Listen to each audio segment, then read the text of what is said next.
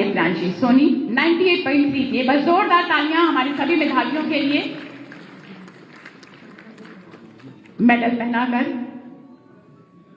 प्रमाण पत्र सम्मानित किया जा रहा है। यूपी बोर्ड इंटरमीडिएट से हमारे महोबा से हैं शुभ छपरा। शुभ छपरा, आपने 97.8% बैच आपने प्राप्त किए अंक। उत्तर प्रदेश संस्कृति शिक्षा परिषद इंटरमीडिएट चंदौली से इरफान 82.7% मार्क्स आपके आए हैं। उत्तर प्रदेश संस्कृति शिक्षा परिषद इंटरमीडिएट चंदौली से इरफान। इसके पश्चात सीबीएसई हाई स्कूल मुरादाबाद से कोशा शर्मा। एक बार जोरदार तालियां हमारे सभी मेधावियों के लिए। 99.8%। सीबीएसई इंटरमीडिएट मेरठ से राधिका सिंघल 99.6%। एक बार जोरदार तालियां अभिभावकों के लिए, टीचर्स के लिए, हमारे मेधावियों के लिए। ICSE high school Agra Abhishi Singh 99.8%। बहुत सारी बधाइयां, शुभकामनाएं और बहुत बहुत धन्यवाद। कि वह मीडिया की अपनी जिम्मेदारियों के निर्वहन के साथ ही विभिन्न सामाजिक गतिविधियों के साथ भी संलग्न होकर के अपने मीडिया की जिम्मेदारी के साथ साथ सामाजिक जिम्मेदारियों का भी निर्वहन अन्य तरीकों से भी कर रही है। और आज का इस समारोह इसका उदाहरण है। अमर उजाला परिवार को मैं इस बात के लिए भी बधाई देता हूं कि यह वर्ष अमर उजाला परिवार का अमृत महोत्सव का वर्ष है। 75 वर्ष की अपनी शानदार यात्रा मीडिया के क्षेत्र में उत्तरोत्तर वृद्धि के रूप में आज अमर उजाला परिवार पूरा कर रहा है। इस अवसर पर भी मैं अमर उजाला परिवार के प्रति अपने हृदय से शुभकामना व्यक्त करता हूं। अचानक कोई मीडिया ग्रुप समाज के एक बड़े वर्ग के भावनाओं का प्रतिनिधित्व नहीं कर पाता है। जन भावनाओं का प्रतिनिधित्व करके उसके विश्वास पर खरा उतरने वाला ही चाहता है। 6 राज्यों और 2 केंद्र शासित प्रदेशों में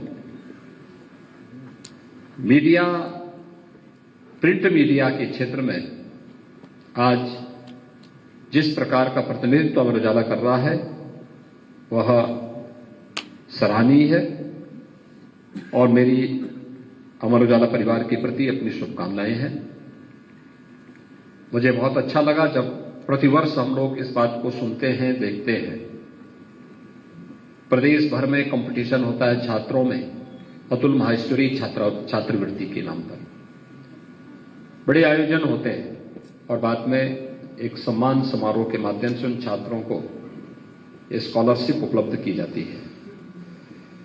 दिव्यांग छात्रों के लिए भी स्वर्गीय डोरीलाल अग्रवाल के नेतृत्व के नाम पर एक छात्रवृत्ति का आयोजन किया जाता है। ये वे कार्यक्रम हैं जो अपनी समाज जनता के भावनाओं को प्रतिनिधित्व तय करके मीडिया के अपने जिम्मेदारियों के निर्वहन के साथ साथ समाज से जुड़े हुए उन तबकों को प्रतिनिधित्व देने का जो एक छात्र के सर्वांगीण विकास के लिए उसकी आवश्यकताओं की पूर्ति करने में और उसके सर्वांगीण विकास में अपना योगदान यह मीडिया ग्रुप कर रहा है। आज प्रातःकालीन सत्र में भी मुझे प्रदेश सरकार की ओर से प्रदेश भर के मेधावी छात्रों को सम्मानित करने का अवसर प्राप्त हुआ था। और प्रदेश भर में हर जनपद में यानी प्रदेश के जो मेरिट में आने वाले 10 छात्र थे वे किसी भी बोर्ड के हों, टॉप 10 को हम लोगों ने लखनऊ में सम्मानित किया। और जनपद स्तर पर भी जनपद स्तरीय टॉप 10 को सम्मानित करने का कार्य यह हमारे प्रदेश सरकार के मंत्रियों ने, माननीय जनप्रतिनिधियों ने प्रत्येक जनपद में समारोह को वहां पर आयोजित किया। अपनी प्रतिभा को आगे बढ़ने का प्रोत्साहन का यह एक अवसर होता है और ये प्रोत्साहन का यह अवसर इस समाज की जिम्मेदारी भी बनती है, क्योंकि वह छात्र आज जो मेहनत करेगा, जो परिश्रम करेगा, उसका जो पुरुषार्थ है, यही पुरुषार्थ आने वाले समय में एक अच्छे वैज्ञानिक के रूप में, एक अच्छे प्रशासनिक अधिकारी के रूप में, एक अच्छे चिकित्सक के रूप में, एक अच्छे अभियंता के रूप में, एक अच्छे समाज सेवी के रूप में, एक अच्छे प्रगतिशील किसान के रूप में, जीवन के विभिन्न क्षेत्रों में एक अच्छे शिक्षक के रूप में, अलग अलग क्षेत्र में इन लोगों की प्रतिभा हम सबको देखने को मिलेगी और इसलिए अपनी इस प्रतिभा का अभिनंदन हर स्तर पर होना चाहिए। और आज का इस समारोह अपनी प्रतिभा के अभिनंदन का वह समारोह है जो हम सबको इसके प्रति प्रेरित करता। और मेरे मंत्रिमंडल के इतने सहयोगी स्वयं भी इस मंच पर यहां पर उपस्थित हुए हैं।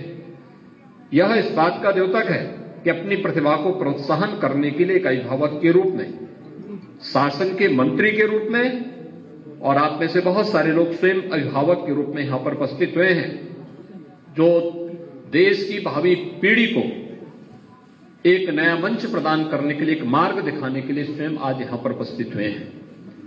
आज यहां पर अमर उजाला परिवार इन मेधावी छात्रों का सम्मान इस सत्र में यहां पर कर रहा है। वास्तव में आपने देखा होगा शिक्षा के क्षेत्र में बहुत सारे परिवर्तन हो रहे हैं और आज हम भी इस बात को देखते हैं, तेजी के साथ दुनिया बदल रही है और उस तेजी के साथ बदलती हुई दुनिया में भारत सबसे तेजी के साथ दुनिया के अंदर छाता हुआ दिखाई दे रहा है। आपने 15 अगस्त 2022 को देश की आजादी के अमृत महोत्सव के कार्यक्रम को संपन्न किया। मुख्य महोत्सव में प्रधानमंत्री जी का मार्गदर्शन पूरे देशवासियों को प्राप्त हुआ। उन्होंने अपने उद्बोधन में बहुत महत्वपूर्ण बातें कही थी देशवासियों के प्रति। आजादी के 75 वर्ष हम मना रहे हैं। होता क्या था, पहले कोई भी आयोजन होता था तो सरकारी कार्यालयों तक सीमित रह जाता था, लेकिन राष्ट्रीय समारोह हो, आजादी का महोत्सव हो, हर नागरिक की उसमें भूमिका हो। आपने इसका भव्य समारोह देखा होगा कि हर व्यक्ति के घर में तिरंगा फहराया गया, हर घर तिरंगा। यह भारत के आन मान और शान का प्रतीक था और हर घर में तिरंगा के माध्यम से हम सब ने अपने राष्ट्रीयता के भाव को तिरंगा के माध्यम से देश के सामने प्रस्तुत किया था, दुनिया के सामने प्रस्तुत किया था कि एक भारत के रूप में, श्रेष्ठ भारत के रूप में हम सब की भी भूमिका है, हम अपनी इस भूमिका का निर्वहन करेंगे। आपने देखा होगा किस तेजी के साथ आजादी के अमृत महोत्सव वर्ष में भारत को अनेक उपलब्धियां प्राप्त हुई। उनमें से एक उपलब्धि थी कि आज जिस आजादी का 75वां वर्ष हम मना रहे थे और जिससे हमने ये आजादी ली थी, उस ब्रिटेन को पछाड़ करके भारत दुनिया की 5वीं बड़ी अर्थव्यवस्था भी बना। यानी जिस ब्रिटेन के बारे में कहा जाता था कि ब्रिटेन का सूर्य कभी अस्त नहीं होता, उस ब्रिटेन को पछाड़ करके भारत दुनिया की 5वीं बड़ी अर्थव्यवस्था बना। आज भारत दुनिया के अंदर सबसे तेज उभरती हुई अर्थव्यवस्था है। प्रधानमंत्री मोदी जी के नेतृत्व में किस तेजी के साथ परिवर्तन हो रहा है। अगर यही स्पीड भारत की रही तो अगले 3-4 वर्ष के अंदर भारत दुनिया की 3री बड़ी अर्थव्यवस्था होगा दुनिया।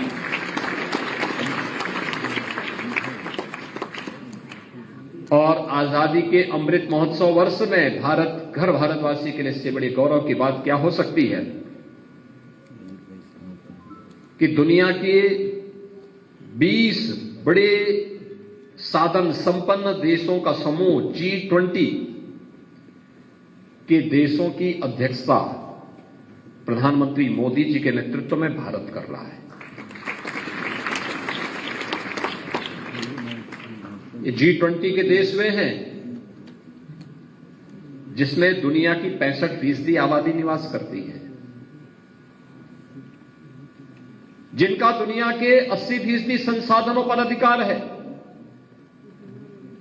दुनिया की 85% जीडीपी पर जिनका अधिकार है और दुनिया के 90% पेटेंट पर जिनका अधिकार है, वे देश G20 के रूप में दुनिया के अंदर सर्वसमावेशी विकास का मॉडल कैसे होना चाहिए, इसके बारे में चिंतन करते हैं, उसके लिए कार्य योजना तैयार करते हैं।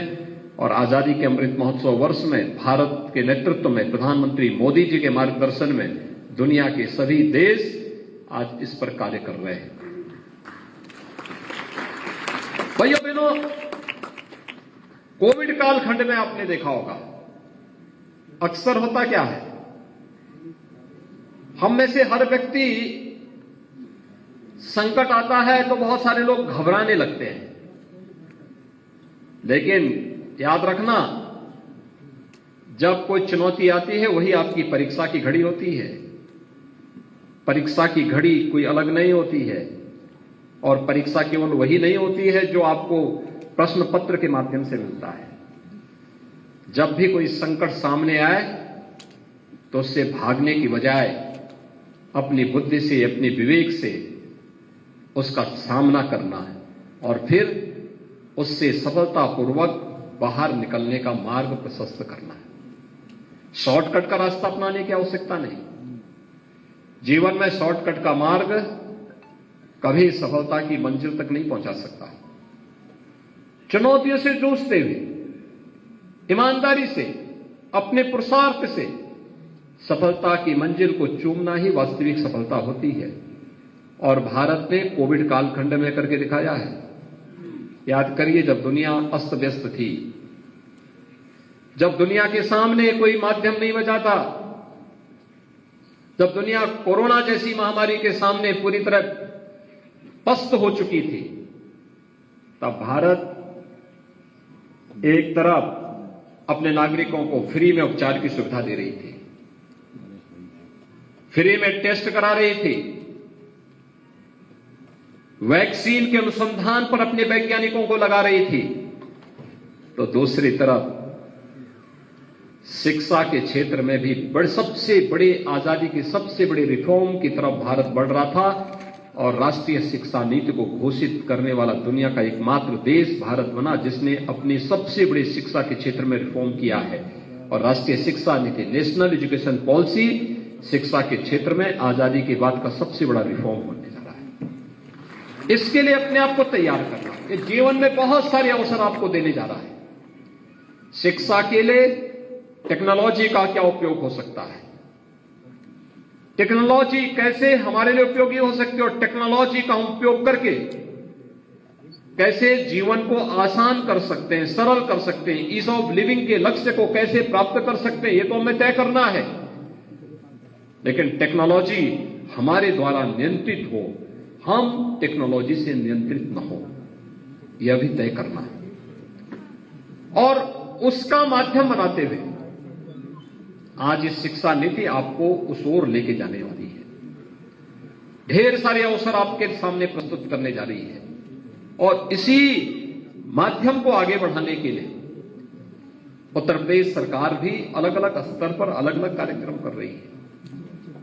अलग अलग प्रकार से कार्यक्रम बनाए गए हैं, माध्यमिक शिक्षा में भी, बेसिक शिक्षा में भी, उच्च शिक्षा में भी, प्राविधिक शिक्षा में भी, चिकित्सा शिक्षा में भी, अलग अलग क्षेत्र में अलग अलग कार्यक्रम चल रहे हैं। कोई सोचता था उत्तर प्रदेश के अंदर बेसिक शिक्षा का परिवर्तन होगा, आज परिवर्तन होते हुए दिखाई देते हैं। कोई सोचता था कि नकल विहीन शिक्षा होगी, लेकिन हमारे बैठे हुए जितने प्रतिभाशाली छात्र बैठे हुए हैं, हम दावे के साथ कह सकते हैं पिछले 6 वर्ष के अंदर उत्तर प्रदेश में मेरिट की सूची में जिन छात्रों ने स्थान बनाया है, उन्होंने अपने दम पर, अपने बल पर, अपने परिश्रम से वह स्थान प्राप्त किया है, नकल करके नहीं किया है। यह भी आज दावे के साथ छात्र कह सकते हैं। नकल विहीन परीक्षा आज यह यूपी की एक हकीकत है। परीक्षा केंद्र में सीसीटीवी कैमरा उनकी निगरानी कर रहा है, यह एक हकीकत है। परीक्षा की शुचिता, चाहे वह बोर्ड की परीक्षा हो, महाविद्यालय विद्यालयों की परीक्षा हो, और चाहे वह कोई प्रतियोगी परीक्षाओं का हो। इन छात्रों के लिए इस प्रकार के मंच भी उपलब्ध कराए गए हैं। आपने देखा होगा कि कहीं उन्हें टैबलेट उपलब्ध करवाए जा रहे हैं, कहीं पर उनके लिए अभ्युदय कोचिंग की व्यवस्था की जा रही है, कहीं पर शिक्षकों को ऑनलाइन एजुकेशन के साथ जोड़ने का प्रयास हो रहा है, वर्चुअल क्लासेस की व्यवस्था हो रही है। शिक्षकों के पद जो वर्षों से खाली पड़े हुए थे, अनिवार्य किया गया है कि साइंस का, मैथ्स का, फिजिक्स, इंग्लिश का शिक्षक अनिवार्य रूप से हो। अतिरिक्त मानदेय देकर के भी उन्हें रखना पड़ेगा, तो भी उनसे कार्य कराओ, उन्हें मानदेय दो, लेकिन क्लास गैप नहीं होना चाहिए। एक प्रयास प्रारंभ किया गया है, तेजी के साथ इस क्षेत्र में कार्य हुआ है। आज उसके परिणाम हम सबके सामने आ रहे हैं और इस दिशा में भी सरकार के द्वारा अलग अलग कदम उठाए गए हैं। 2 करोड़ युवाओं को टैबलेट और स्मार्टफोन देने की कार्रवाई एक बड़ा कदम है सरकार के द्वारा। हर छात्र तकनीकी दृष्टि से सक्षम हो सके, सरकार के प्रोग्राम के साथ जुड़ सके। क्या पीएम स्टार्टअप की योजना क्या है, पीएम स्टैंडअप की योजना क्या है, डिजिटल इंडिया की योजना क्या है, प्रधानमंत्री मुद्रा योजना क्या है, 1 डिस्ट्रिक्ट 1 प्रोडक्ट की योजना उत्तर प्रदेश सरकार की क्या है, मुख्यमंत्री युवा स्वरोजगार की योजना क्या है, मुख्यमंत्री कन्या सुमंगला योजना क्या है। इन सभी योजनाओं की जानकारी लेना और फिर उसके अनुसार जो पात्रता की श्रेणी में आता आवेदन करें, उन योजनाओं को उससे लाभान्वित हो। जर्जर पड़ चुके पुराने माध्यमिक कॉलेजेस को, इंटर कॉलेजेस को, उनके पुनरुद्धार का कार्य हो रहा है, नव निर्माण के साथ उसे जोड़ने का कार्य हो रहा है। गवर्नमेंट एडेड जो प्राइवेट विद्यालय थे, उनके लिए भी सरकार सहयोग कर रही है। तमाम अन्य कार्यक्रम, नए नए इंटर कॉलेजेस खोले जा रहे हैं, नए नए संस्थाएं खोली जा रही हैं। गरीब बच्चों के लिए इस वर्ष 18 हम लोग जो अनाथ और गरीब बच्चे हैं, श्रमिकों के बच्चे हैं, 18 अटल आवासीय विद्यालय इस सत्र में हम खोलने जा रहे हैं। 18 आवासीय करेंगे, सभी अत्याधुनिक सुविधा से युक्त विद्यालय हैं, आवासीय विद्यालय होंगे। 12 से 15 एकड़ क्षेत्रफल में खोले जा रहे हैं। वहीं पर उनके लिए विद्यालय है, वहीं पे छात्रावास है, वहीं स्टेडियम है, वहीं पर उनके लिए सभी प्रकार की सुविधाएं दी जा रही हैं। एक नया मॉडल शिक्षा का, वह भी प्रस्तुत करने का प्रयास हो रहा है। सरकार हर एक तबके के हितों के लिए संकल्पित होकर के कार्य करती है। बिना भेदभाव के शासन की योजनाएं समाज के हर तबके तक पहुंच जाए। कोई भी किसी भी प्रकार का भेदभाव व्यक्ति, जाति, मत, मजहब, क्षेत्र, भाषा के आधार पर व्यक्ति के साथ न हो, यही वास्तविक राम राज्य है। और इस वास्तविक राम राज्य को लाने के लिए सरकार इसे केवल भाषणों से नहीं, जमीनी धरातल पर इसे उतार करके इन कार्यक्रमों को प्रभावी ढंग से लागू करने का कार्य कर रही है। और ये आज उत्तर प्रदेश के अंदर प्रधानमंत्री मोदी जी के मार्गदर्शन में हम प्रभावी ढंग से लागू करने का प्रयास कर रहे हैं। और ये कार्यक्रम और मजबूती के साथ आगे तब बढ़ते हैं जब यहां पर मीडिया ग्रुप हमारे साथ जुड़ते हैं, क्योंकि प्रशासन या कोई संगठन या कोई विभाग जब अपनी बात को कहता है, सीमित लोगों तक वो सीमित रहता है, बहुत होगा विभाग तक सीमित होगा। लेकिन जब मीडिया के माध्यम से वही बात पहुंचती है, लाखों करोड़ों लोगों तक वही बात पहुंच जाती है। एक बात में कार्यक्रम यहां पे हो रहा है, मीडिया उसको प्रदेश भर में पहुंचाने का काम करती है, एक एक नागरिक के घर तक पहुंचाने का काम करती है। हर व्यक्ति उससे देखता है और देखने के बाद फिर उसके अनुरूप अपने आप को भी तैयार करता है। यह कार्यक्रम एक नई गति पकड़ सके, आगे बढ़ सके, छात्र छात्राओं के मन में एक स्वस्थ प्रतिस्पर्धा आगे बढ़ सके, इसके लिए हमें अपने आप को तैयार करना होगा।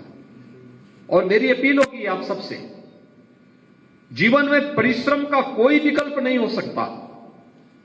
ईमानदारी के साथ प्रयास करने में कोई गुरेज नहीं होनी चाहिए, किसी भी प्रकार का कोई संकोच नहीं होना चाहिए। दूसरा, अपनी विरासत के प्रति श्रद्धा और सम्मान का भाव भी होना चाहिए। नेशन फर्स्ट के यानी राष्ट्र सर्वोपरि है हमारे लिए, यह हमारा प्राथमिक लक्ष्य होना चाहिए। लेकिन साथ साथ समाज में जहां कहीं कोई विकृति पैदा हो रही है, उस विकृति का समाधान निकले। कोई अगर शिक्षा जगत को या किसी एक क्षेत्र विशेष को गलत मार्ग पर ले जाने का कार्य कर रहा है, उसे किसी प्रकार से कुंठित करना चाहता है, प्रगति में बाधक बनना चाहता है, हमें उसके परिमार्जन के लिए अवश्य मंचों पर आवाज उठानी चाहिए, इस बात को रखनी चाहिए, क्योंकि आज भी हमारे सामने चैलेंज है। जो लोग इस सब के बावजूद भी नकल के अनैतिक और अवैध धंधे के साथ जुड़े हुए हैं, शिक्षा क्षेत्र को अपने व्यक्तिगत स्वार्थ के लिए बंधक बनाना चाहते हैं, उसको अव्यवस्था और भ्रष्टाचार का गढ़ बनाना चाहते हैं, ऐसे तत्वों से निपटने के लिए मीडिया को भी अपनी लेखनी चलाने में संकोच नहीं करना चाहिए, क्योंकि ये हमारी पीढ़ी की भविष्य के साथ खिलवाड़ कर रहे हैं, इस समाज के भविष्य के साथ खिलवाड़ कर रहे हैं, ये राष्ट्र के भविष्य के साथ अंततः खिलवाड़ कर रहे हैं। और हम किसी व्यक्ति, किसी संस्था को इस प्रकार की छूट कतई न दें, कतई भी इनको अराजकता फैलाने की छूट न दें, जिससे अंततः हमारे राष्ट्र का अहित होता हो, हमारे देश की प्रगति जिसके कारण थमती हो, उस प्रकार की छूट कतई हम न दें। इस विश्वास के साथ मैं आज के इस अवसर पर जिन मेधावी छात्रों को आज प्रदेश भर में सम्मानित किया जा रहा है, इन सबको मैं बधाई देता हूं, इनके अभिभावकों का मैं अभिनंदन करता हूं, इनके गुरुजनों और इनके शिक्षण संस्थानों को भी, जिन संस्थाओं में इन्होंने अध्ययन किया, जिन अभिभावकों ने इन्हें इस प्रकार का माहौल दिया, उन सभी वे सभी अभिनंदन के पात्र हैं। लेकिन मेहनत इन छात्रों की है, इसके लिए ये स्वयं भी बधाई के पात्र हैं। लेकिन यह एक सीढ़ी है, यह अंतिम लक्ष्य नहीं है, अंतिम मंजिल नहीं है। हर सीढ़ी पे इस मोमेंटम को बनाए रखना है, इसके लिए परिश्रम के अलावा और कोई विकल्प नहीं है। आपको निरंतर यही प्रयास आगे करते रहना है, बहकना नहीं है। याद रखना, जब शिक्षा के प्रति आपकी भक्ति होगी ना, तो वह आपको अवश्य लक्ष्य तक पहुंचा देगी। लेकिन जब अहंकार में आप अभी से भटक जाएंगे, तो फिर कुछ भी नहीं बचेगा। भक्ति में रावण ने कैलाश पर्वत भी उठा दिया था, लेकिन जब अहंकार आया तो अंगद का पैर भी नहीं उठा पाया था। आपने देखा होगा ना। तो यही होता है भक्ति, शिक्षा के प्रति अटूट निष्ठा आपको महानता के लक्ष्य को प्राप्त करने के लिए आगे बढ़ा देगी। लेकिन जब अहंकार आ जाएगा कि अब तो मेरे 99% आ चुके हैं, 97, 95% आ चुके हैं, अब मुझे पढ़ने की आवश्यकता नहीं, तो मान के चलिए कि अब थान नहीं, नीचे की तरफ हम अपना रास्ता निकाल दे रहे हैं।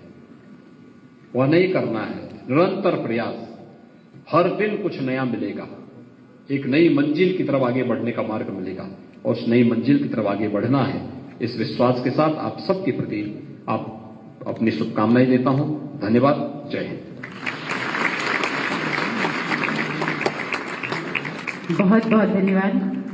एक बार जोरदार तालियों के साथ पुनः अभिनंदन कर रहे स्वागत अपने आशीर्वाद भरे उद्बोधन से सभी को आमंत्रित करें।